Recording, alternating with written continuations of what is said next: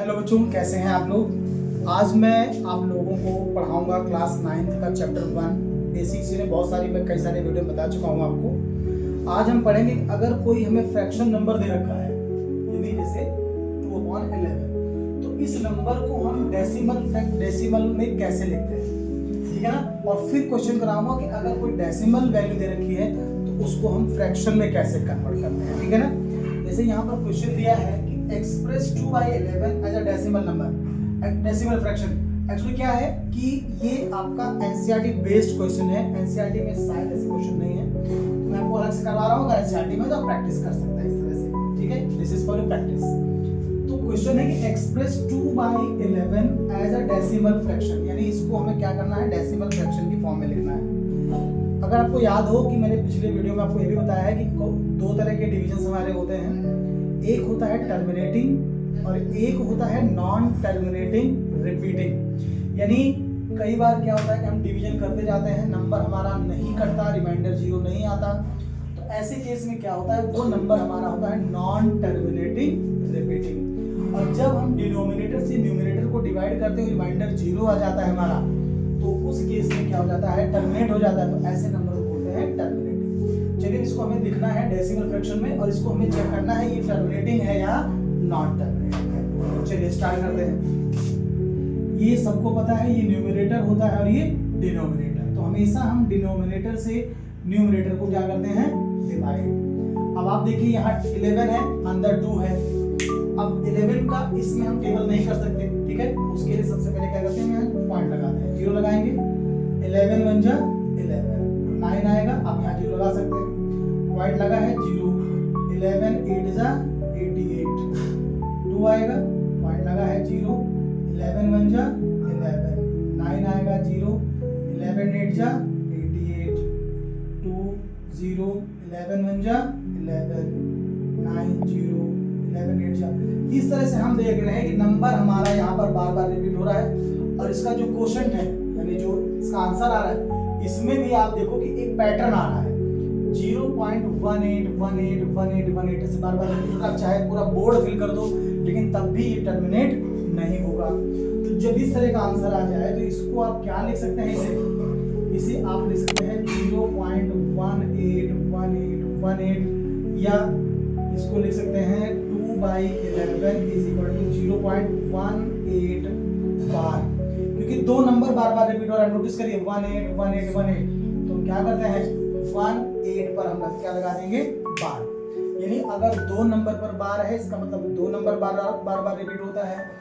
एक नंबर पे बार होता तो 1 नंबर रिपीट होता है। और अगर 3 नंबर पर बार है तो इसका मतलब क्या है कि हमारे 3 डिजिट बार बार रिपीट हो रहे हैं, ठीक है। तो ये किसी भी जो है नॉर्मल फ्रैक्शन को डेसिमल फ्रैक्शन में कैसे कन्वर्ट करते हैं, ये उसके लिए क्वेश्चन है, ठीक है ना। अब एक दूसरा क्वेश्चन में ले रहा हूँ ये बच्चों, कि अगर हमारे पास कोई नंबर दे रखा है, कई बार बच्चे माइनस का साइन देख के बड़ा घबरा जाते हैं। तो अगर हमें माइनस का नंबर कहीं आ जाए और उसको हमें डेसिमल एक्सप्रेशन में करना है, तो हम उसको कैसे कर सकते हैं। जैसे क्वेश्चन है, find the decimal expression, find the decimal expression,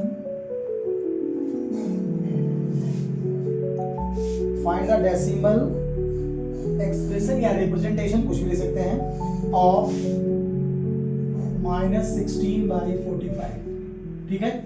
यानी -16/45 को आपको क्या करना है, डेसिमल फ्रैक्शन में लिखना है। बहुत सिंपल है, लेकिन बच्चे सोचते हैं यार यहाँ तो माइनस है, हम कैसे इसको डिवाइड करें। तो इसमें परेशान होने की जरूरत नहीं, बहुत सिंपल सा काम होता है इसका, ठीक है। डेसिमल को आप क्या करो, साइड में रख दो, भूल जाओ इसको पहले।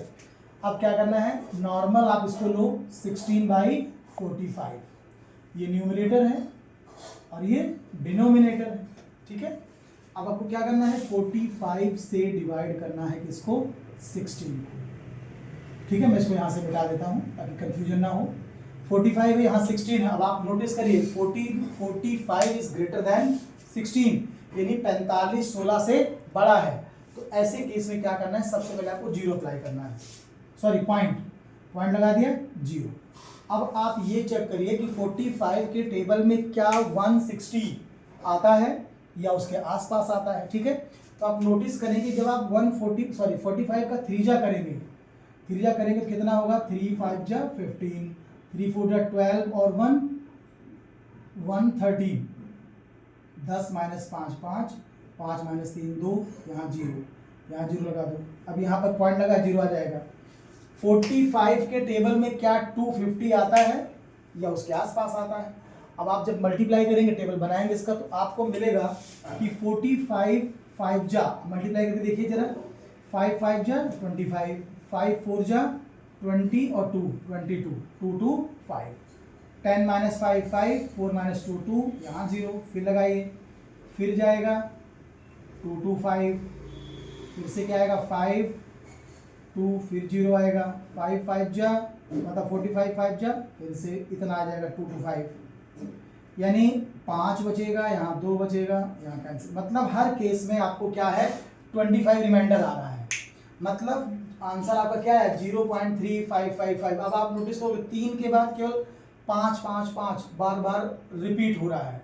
इसका मतलब क्या है कि अगर कहीं पर मेरा आंसर आता है 16/45, तो इसको मैं लिखूंगा 0.3555 ऐसे करके, या 0.35 बार। सिंगल नंबर बार बार आए, इसलिए बार लगाएंगे।